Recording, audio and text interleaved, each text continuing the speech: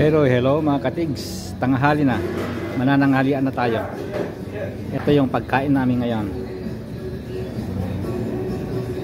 Ito parang pork and beans pero hindi pork and beans yan. Yan ang gulay namin. Taquitos yata ang tawag dyan. Tapos ito yata ay anong pangalan nito? Nakalimutan ko pangalan nito.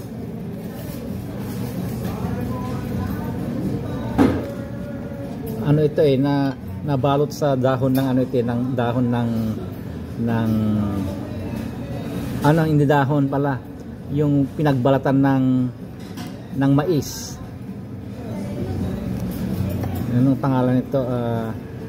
Titignan natin para masabi ko na. Tapos meron akong bagong pitas na na olive, shrimps at saka salmon. Ang soup namin albondigas daw ang pangalan. Tamales. Tawag tamales. Tamales. Sa Ilocano may tamales din na salita eh.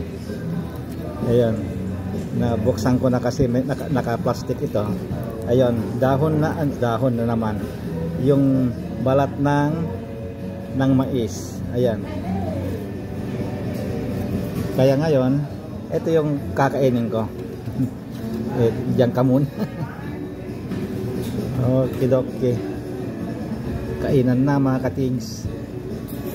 Ika-caption ko na lang kung ano mga ito. Kung ano. Okay, bye-bye mga katigs. Kainan na.